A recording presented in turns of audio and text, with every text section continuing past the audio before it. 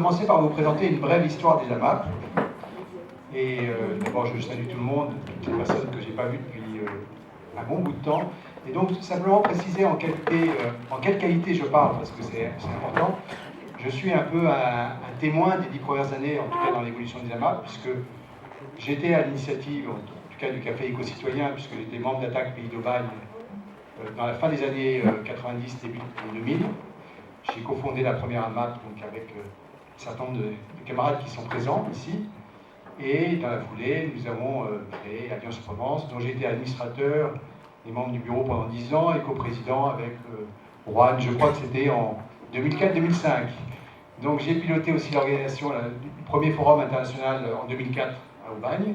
Et puis j'ai été mandaté par Alliance Provence pour créer une coordination interrégionale. Donc on s'est retrouvé, il y en a quelques-uns qui sont présents, en tout cas Léo Coutelec qui est présent. Et on a pas mal discuté, vous verrez, et on a créé l'IRAMAP en 2009-2010. Voilà en gros en quelle qualité je parle. Et donc je reviens forcément aux origines des AMAP. On en reparlera de manière plus précise avec Judith, qui est présidente d'Urgency. Mais évidemment, ça remonte au début des années 70, où en fait, des femmes qui étaient inquiètes sur la qualité de l'alimentation qu'elles donnaient à leurs enfants ont lié un partenariat avec des producteurs, et ça donnait les premiers. Ah, j'ai l'impression que ça s'arrête. Voilà, donc on prend le deuxième. Donc un partenariat avec des agriculteurs de proximité. Et donc ce modèle qui a été décrit dans un ouvrage qui est très intéressant, qui s'appelle L'UPP aux AMAP, qui a été coordonné par Hiroko Amemiya, s'est expatrié à peu près après en Suisse. En 1978, la création des jardins de cocagne, qui n'ont rien à voir avec les jardins de cocagne en France, dont je parlerai ultérieurement. Puis après, en Angleterre, en Allemagne, pour traverser l'Atlantique et créer les premiers CSA aux États-Unis en 1986. Et puis, vous connaissez peut-être aussi Équiterre, avec le réseau d'agriculture soutenu par la communauté, qui s'est développé à partir des années 90. Voilà, c'est simplement pour tracer une petite histoire qui sera reprise après, je pense, par Judith. Contexte de la naissance des AMAP, eh bien, on se trouve dans une situation d'insécurité alimentaire très importante. Les années 90, la crise de la vache folle, les farines animales, etc. Et puis, une conscience de plus en plus importante des consommateurs du fait qu'il n'y a pas de transparence, de traçabilité sur l'alimentation et qu'ils sont inquiets sur la qualité de l'alimentation. Et donc ça donne lieu à une réaction, à des actions symboliques. La première qui est très connue, c'est celle qui a été organisée par José Bové et les camarades de la Confédération paysanne, qui est le démontage du McDo en 1999 à Millau. Bravo. Première action importante de désobéissance civile, pas la seule, on a eu plusieurs. C'est aussi la création d'Alliance PEC. Vous n'avez peut-être pas entendu parler de ça, parce que Alliance Paysans Écologistes Consommateurs, qui était une organisation composée de plusieurs structures impulsées par la Confédération paysanne, et notamment qui travaillait sur une alternative à la politique agricole commune.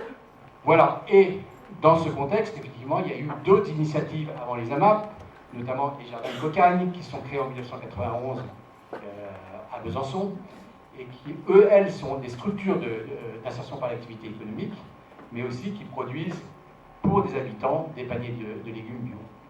Et puis il y a eu d'autres expériences similaires, mais sans engagement citoyen comme on peut le faire dans les AMAP. Et donc on passe à la suite. Et donc la première AMAP, c'est sûr que ce n'est pas très clair à droite. Alors j'étais membre des cafés éco-citoyens, et donc nous avions contacté à l'époque Thierry Bartoli de la Confédération paysanne pour venir nous parler de la malbouffe et de l'agriculture et de l'alimentation. Et puis il nous avait dit, tiens, il y a un couple d'agriculteurs qui est à Hollywood, Denise et Daniel Millon, qui sont allés aux États-Unis, ils viennent, ils reviennent, ils vont vous présenter une expérience intéressante. Donc ce jour-là, d'ailleurs, c'était assez extraordinaire, on avait 70 personnes dans la salle, elle était bourrée. Généralement, les cafés éco-citoyens, on arrivait malheureusement à avoir 20 à 30 personnes, toujours les mêmes. Là, ça avait vraiment un écho.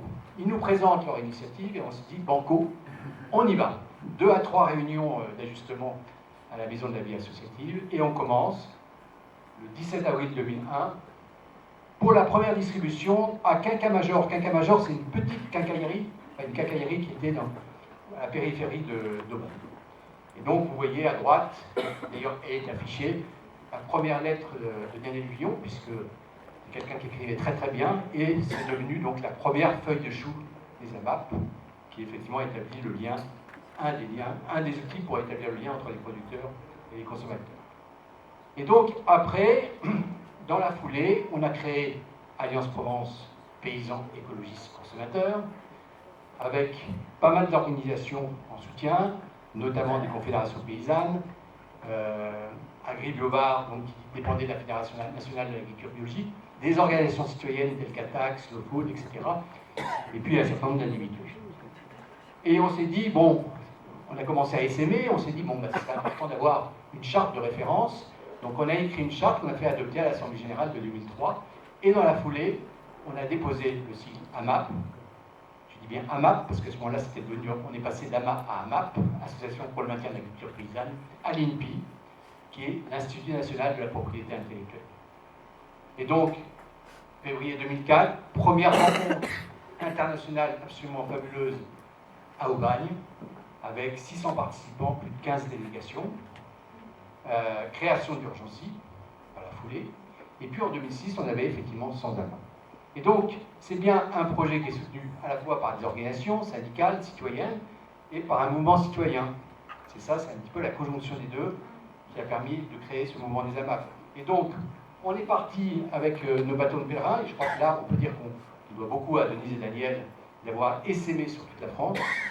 Et donc, ça donne la création du réseau en Midi-Pyrénées autour de contrats viande. Ce n'était pas des maraîchages. 2002, c'est aussi Alliance PEC en Alpes. Île-de-France en 2004. Puis après, il y a toute une série de réseaux qui se sont créés dans la suite. Donc, si on voit la diapositive suivante, on voit les chiffres et la répartition nationale, c'est-à-dire plus de 2000 AMAP, 250 000 mangeurs et mangeuses, autour de 3700 paysans et paysannes. Donc c'est assez extraordinaire comme développement, en tout cas national. Et donc, tout naturellement, on s'est posé la question en 2007-2008 de dire, mais c'est très bien, on a plein de réseaux qui se créent, plein d'AMAP, etc. Mais qu'en est-il de notre représentation nationale et de notre capacité à peser sur les débats nationaux?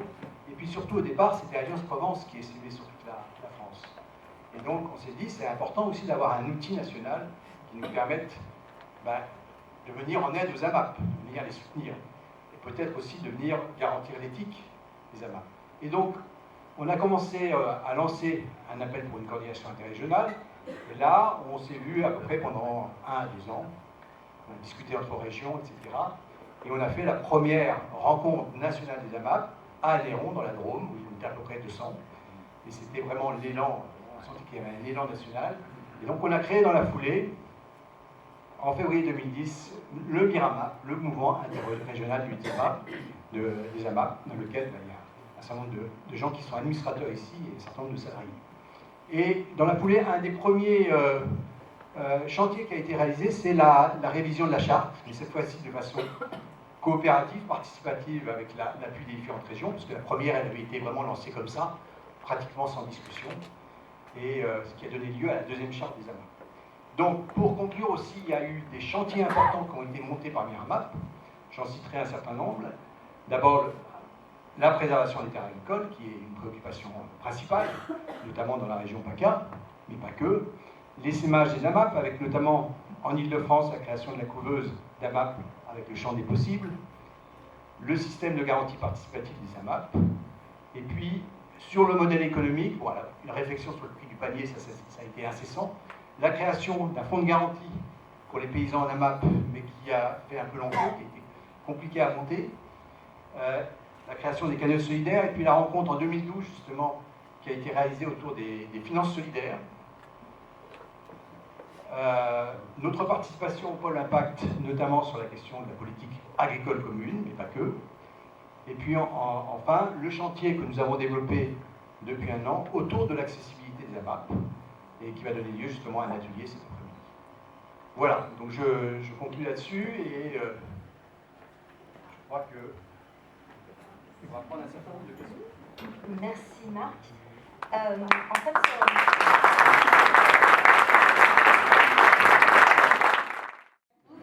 Et d'abord, un très grand remerciement d'avoir invité Urgency à participer avec vous. On se sent honoré. Et aussi bien à notre place. Je vais démarrer par une petite remarque parce que vous avez parlé de Daniel et Denise. Daniel était quelqu'un qui a su instaurer, dynamiser quelque chose de très important, mais dans la vie, souvent les développeurs ne sont pas les mêmes profils que les personnes qui savent défricher et mettre en place au départ. Et je pense que beaucoup de choses et de difficultés par la suite viennent de là, parce que Urgency aujourd'hui, c'est plus de 3 millions de personnes dans le monde, c'est dans au moins une bonne quarantaine, voire plus de pays, sur tous les continents, et dans des coins assez étonnants et qui s'étalent, qui grandissent sans arrêt. Mais Urgency, ce n'est que la somme des réseaux nationaux, avec donc un grand respect aussi de la subsidiarité. Alors, je ne vais pas lire ce que c'est que les AMAP. Autrement, depuis le début d'Urgency appelé les partenariats solidaires locaux entre producteurs et consommateurs. Et aujourd'hui, on rajoute le mot agroécologique. Donc, comme Marc a très bien dit, l'histoire, je vais passer très rapidement. Voilà, comment ça fonctionne? Alors, ce diagramme est un petit peu difficile parce qu'il y a des flèches qui devraient être à double sens, qui ne le sont pas, et que je n'ai pas réussi hier à modifier. Mais on a effectivement les AMAP, les réseaux, l'Assemblée générale. Ensuite, on a notre comité international.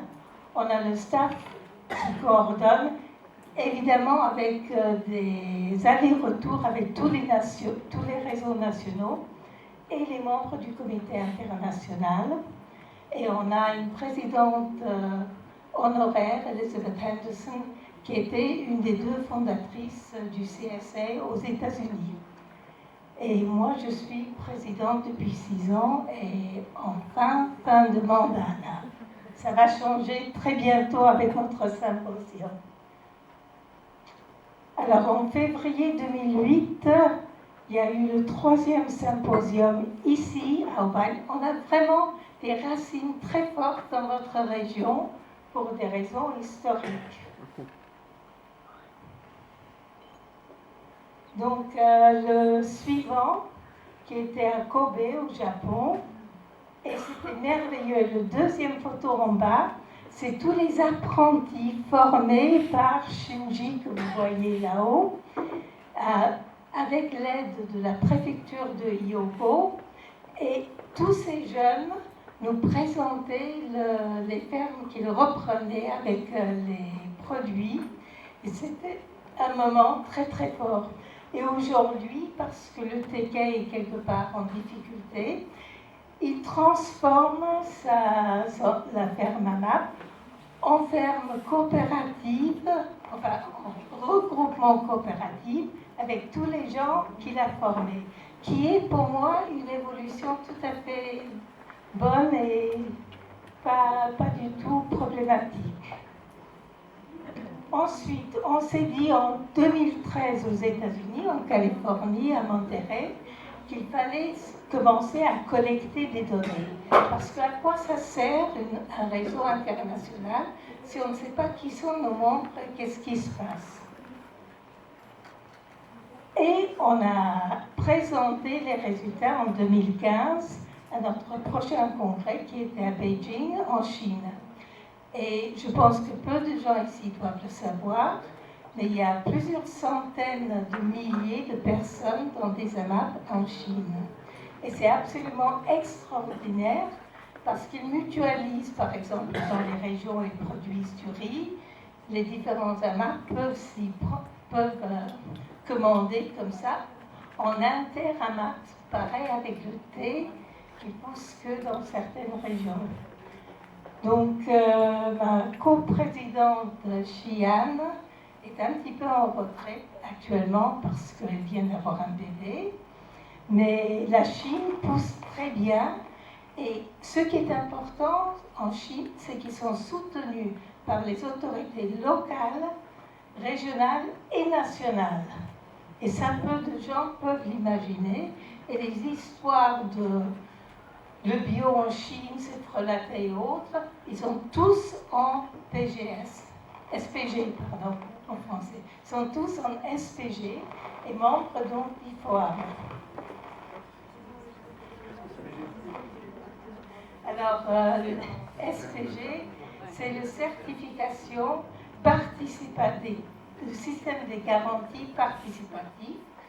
Ça a un coût minime par rapport à la certification bio officielle, qui est hors de la portée de la plupart des petits paysans.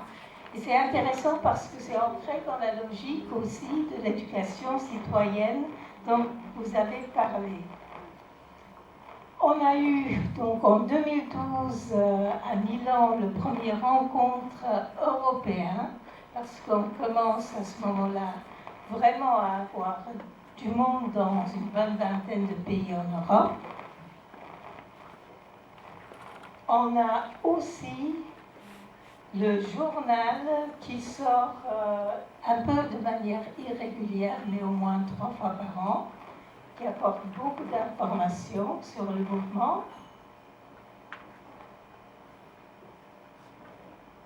Et on a eu le troisième rencontre des ASC était en République tchèque, donc à Ostrava. Donc à chaque fois ça s'agrandit, il y a une nouvelle dynamique, plus forte et meilleure. En 2018, on a eu notre dernier congrès qui était à Thessalonique, en Grèce. Et c'est la dernière fois qu'on a pu effectivement avoir un symposium face à face et pour de vrai. On est dans une dynamique très très forte qui rejoint tout à fait ce que vous avez dit sur l'accès juste à l'alimentation.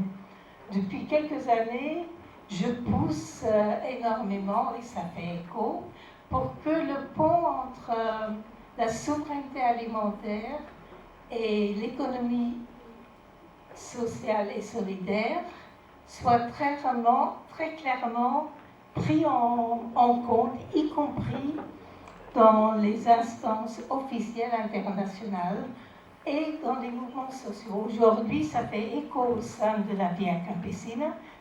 On commence à parler de l'économie sociale et solidaire comme étant un des éléments clés de la souveraineté alimentaire.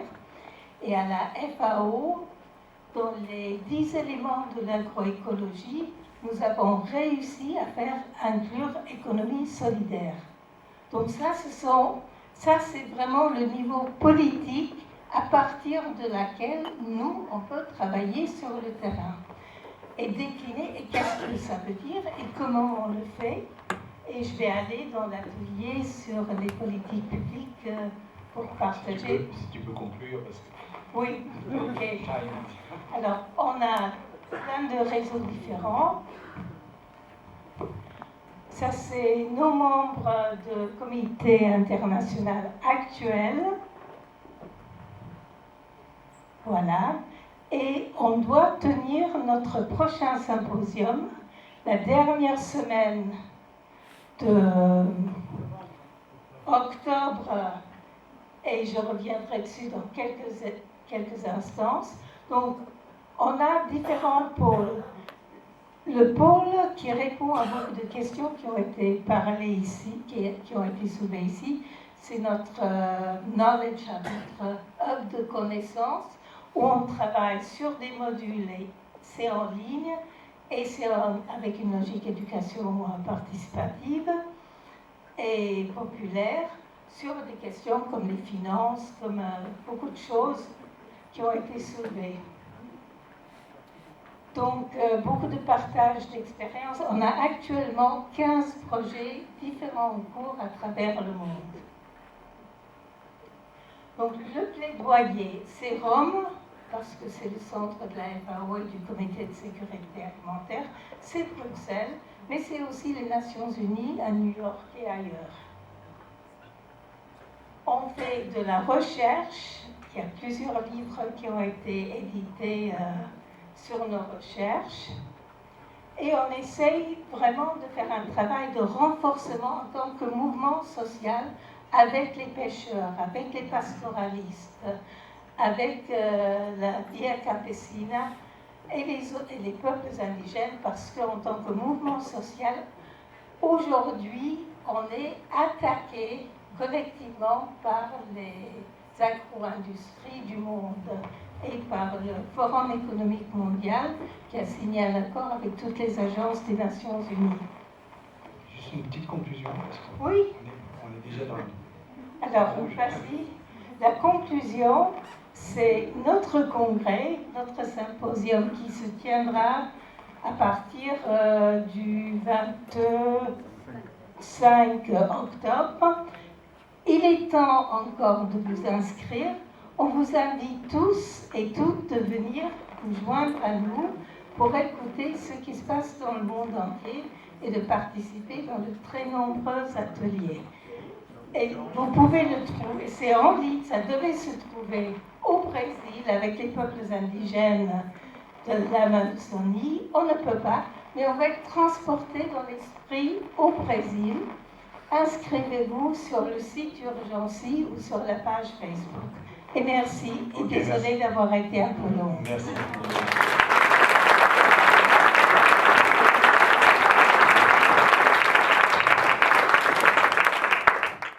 On a fait la première réunion en 2003, on a créé la MAP en 2004, à Lyon, dans un quartier du 7e arrondissement. Et tout de suite, il y a eu un besoin d'essaimer les AMAP, donc on a commencé à essaimer les AMAP. Et puis, très rapidement, on a créé le réseau. En 2005, de mémoire. Alors, l'histoire en Rhône-Alpes, c'est qu'il existait des alliances PEC départementales, paysans, écologistes et consommateurs, qui étaient en fait assez dynamiques, hein, avec un personnel associatif assez âgé, mais quand même dynamique. Il a fallu composer avec au début, c'était pas évident. Mais en fait, on a repris quand même cette histoire d'alliance PEC, qui était quand même structurée en département et qui ont simplement pris la main dans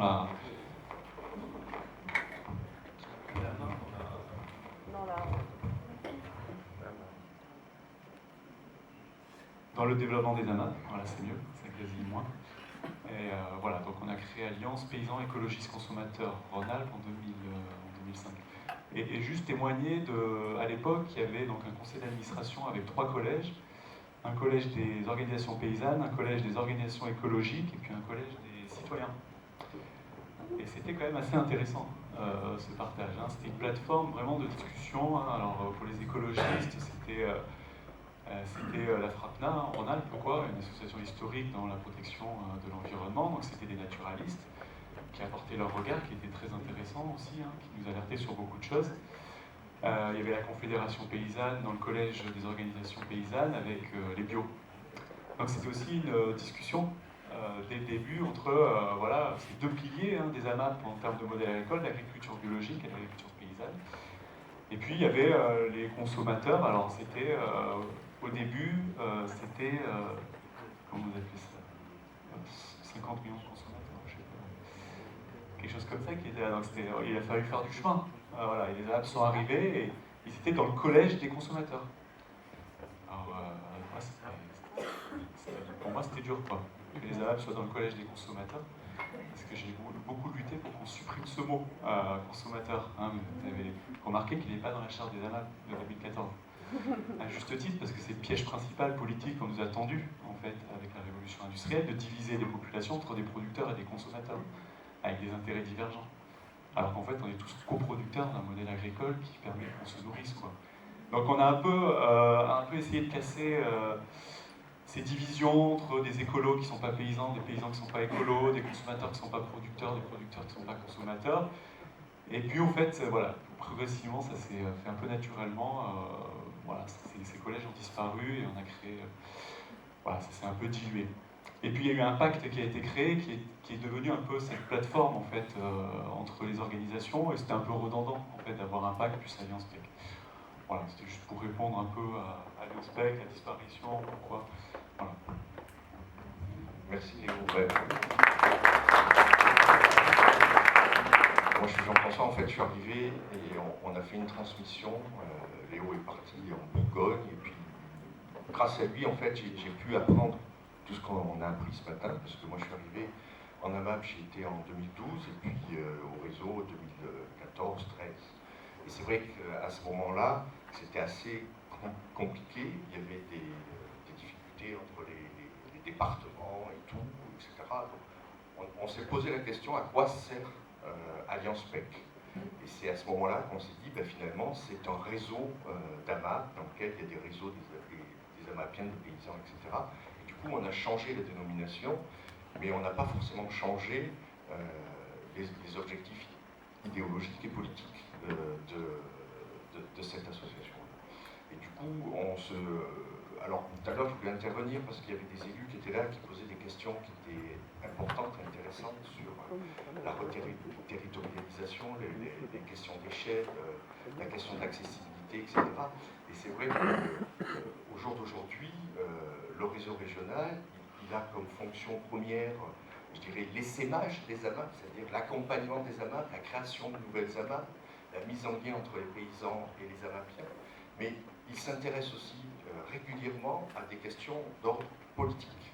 On a bossé sur les semences paysannes, sur le brevetage du vivant, par exemple. Aujourd'hui, on a deux gros chantiers, celui sur l'accessibilité, dont vous avez un atelier cet après-midi, vous pourrez découvrir des choses qu'on fait. On s'est beaucoup inspiré sur les initiatives des paniers marseillais pour travailler notamment avec le Secours Pop. Et puis on a aussi un gros chantier sur les questions d'élevage. Et les questions d'élevage sont essentiellement reliées aux questions alimentaires. Et on sait qu'il faut qu'on change nos paradigmes par rapport à notre alimentation, qu'on a des alimentations qui sont trop protéinées avec des protéines animales, il faut qu'on les change. Et pour manger moins de viande, il faut manger de la bonne viande et manger de la viande qui sort des vaches paysans. Donc c'est des questions qu'on défend. Et avec mon coporte-parole qui est éleveur dans l'Ain, nous irons mardi au sommet de l'élevage à Clermont pour défendre ces questions-là, par exemple. Et puis, il y a la question du politique aussi qui est importante. Moi, par ailleurs, je suis aussi militant politique. Et cette question-là, en Auvergne-Rhône-Alpes, on la gère au quotidien. Alors, vous n'êtes pas sans savoir, par exemple, que la métropole de Lyon, la ville de Lyon, sont passées chez les Verts et que c'est peut-être plus facile pour nous de travailler. Mais la région Auvergne-Rhône-Alpes, elle est gérée par un type qui s'appelle Wauquiez. Quand il est arrivé, ça nous a fait mal, parce qu'on est passé de 5 salariés à 2. Aujourd'hui, on est revenu à 5, parce qu'on s'est toujours dit, et ça c'est un point sur lequel je défends, c'est que la région Auvergne-Rhône-Alpes, c'est pas une couleur politique, alors même s'il y a une couleur politique, mais c'est avant tout les impôts des citoyens, et de tous les citoyens, quelles que soient leurs opinions politiques, et qu'il est important, y compris pour nous qui sommes plutôt des gens de gauche, on ne va pas se le cacher, d'aller discuter avec ces gens de droite, parce que l'argent qu'ils gèrent, c'est pas leur fric à eux, c'est notre fric à nous, c'est le fric des citoyens. Et du coup, on a maintenu des relations avec l'équipe de Wauquiez, on a même développé des relations avec Albert Trio, qui est le maire de Saint-Étienne et vice-président de Métropole Saint-Étienne, sur lequel on essaie de développer des actions sur l'accessibilité avec les copains de la Loire. Mais je conclue, voilà, j'ai fini.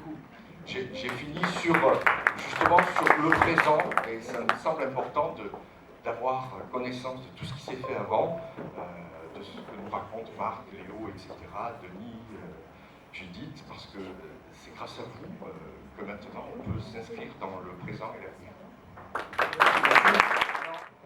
Du coup, l'histoire du réseau, elle commence avec une personne qui s'appelle Nicolas Laurent, qui va en fait découvrir le modèle AMAP lors d'un stage, d'un bénévolat chez Périhumanisme. Et en fait, ça va lui donner envie d'en apprendre plus, et il va faire ensuite un stage chez Alliance Bec Provence. Et donc c'est là qu'en fait il va participer à ce mouvement-là, comment mettre les pieds dedans. Et en fait, ensuite, il va ramener l'idée en Ile-de-France et il va participer à la création de la première AMAP à Pantin, dans le 93. Donc à partir de là, en fait, le mouvement va rapidement prendre et donc il va se personnaliser dans plusieurs individus qui vont avoir rapidement envie de s'organiser collectivement. Et donc l'année suivante, en fait, le réseau AMAP Ile-de-France, qui à l'époque avait le nom de Alliance Paysans Consommateurs Ile-de-France, est créé. Donc il est constitué par les 8 groupes AMAP qui existent à l'époque et aussi 3 paysans en AMAP. Donc on a notamment Freddy qui est toujours paysan en AMAP et on va voir qu'il a un rôle aussi important dans toutes les actions qui vont être menées après sur l'accompagnement de l'installation de paysans et de paysannes en Ile-de-France. On voit que le mouvement prend vraiment très très rapidement puisqu'en fait en 2006 on a déjà 50 AMAP qui sont référencés et en fait on constate qu'on est de plus en plus obligé d'avoir recours à des paysans en dehors de l'Île-de-France parce qu'on n'a pas suffisamment de paysans en Île-de-France pour répondre à cette demande. Et on se pose aussi des premières questions notamment sur est-ce qu'on doit être certifié bio ou pas pour être paysan en AMAP, comment on fixe un prix de récolte équitable et aussi comment on rend le réseau AMAP Île-de-France plus autonome financièrement. À savoir quand même, parce que je pense que c'est intéressant de le mentionner, en 2004 quand même, quand le projet du réseau AMAP est monté, il va y avoir un dossier de subvention déposé à la région. Et on va quand même avoir un retour assez positif à l'époque du conseil régional qui était avec beaucoup d'élus verts. Et donc qui vont être quand même assez charmés par l'idée d'un modèle alternatif où on valorise davantage l'engagement des mangeurs et des mangeuses.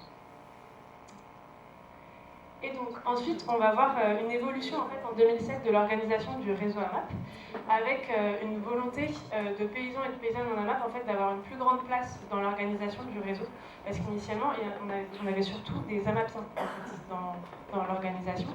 Et donc on va voir notamment aussi l'arrivée en fait de Laurent Marbeau, qui va faire partie du bureau, pour justement représenter davantage cette voix paysanne. Et donc là, on a un petit témoignage que Florent a enregistré de Laurent qu'on va vous partager. Donc, je m'appelle Laurent Marbeau, je me suis installé en maraîchage dans l'Essonne, en Ile-de-France, en 2001. Et j'ai commencé à faire des parties de AMAP à partir de 2005. D'ailleurs, c'est Daniel Villon que j'ai rencontré à l'époque, qui faisait des réunions à cette époque-là en Ile-de-France pour me convaincre que c'était vrai, qui m'a vraiment convaincu. Donc j'ai commencé en 2006 ma première AMAP, avec l'AMAP de Ventre, le panier vendéen, avec qui je travaille toujours aujourd'hui.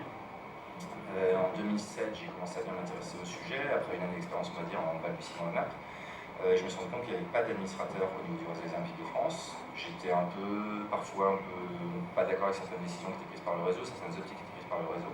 Et donc, lors d'une assemblée générale, c'était 2007, j'étais avec de nombreux paysans qui étaient déjà investis dans d'autres secteurs associatifs syndicaux, qui m'ont en gros proposé, avec mon manque d'expérience, de me dire vas-y, il y a une place à prendre, mais on ne peut pas la prendre, on est déjà très occupé. Donc vas-y, va nous représenter au sein du réseau AMAP de France. Et c'est là que j'ai senti un peu le besoin et l'envie de le faire et l'envie de participer à plus éléments de ce système, qui en 2005 commençait à se développer. Il y avait déjà une cinquantaine d'AMAP, je pense, en Ile-de-France, mais commençait à partir un peu, selon moi, dans différentes directions, et j'avais envie de participer justement à jouer sur l'évolution un peu du système et à bien garder les valeurs que moi j'avais en tête, le partage de récolte, de préférence au 100% AMAP, des choses comme ça qui me paraissent importantes.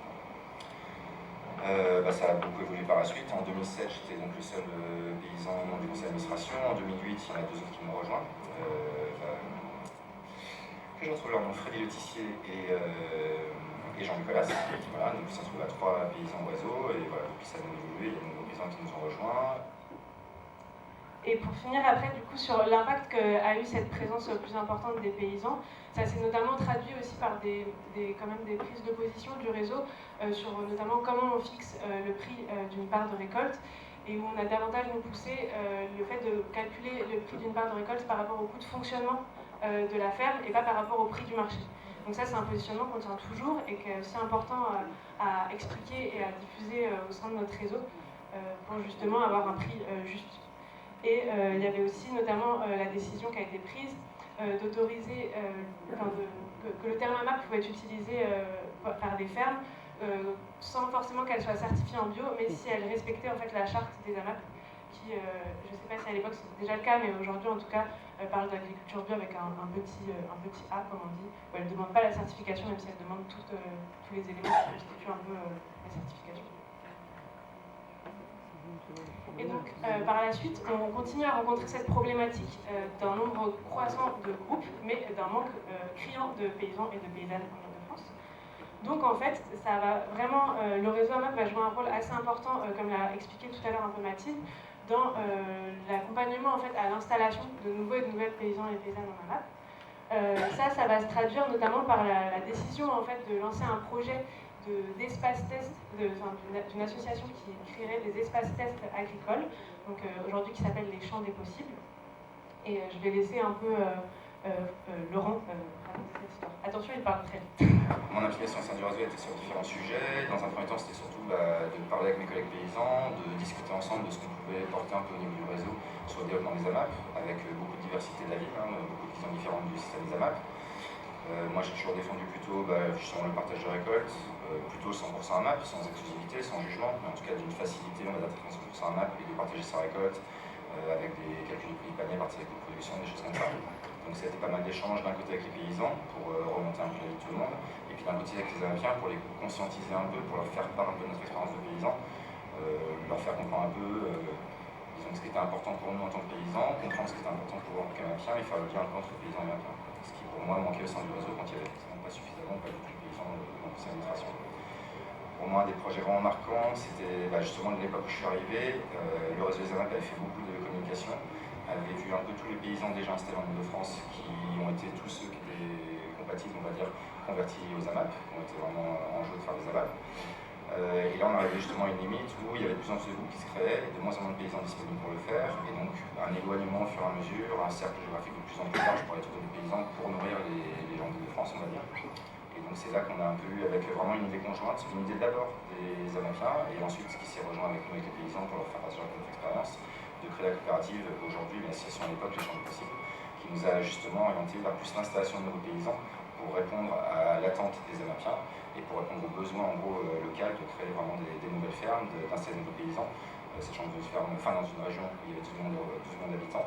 À l'époque, on était en 2001 30 maraîchers bio, en 2006-2007, quand j'étais au réseau, on devait être une cinquantaine.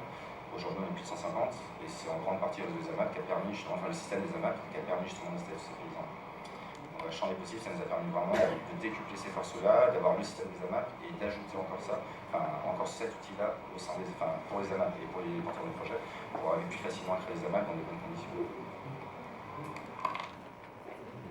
Je vais juste conclure assez rapidement en fait sur ce projet d'accompagnement à l'installation.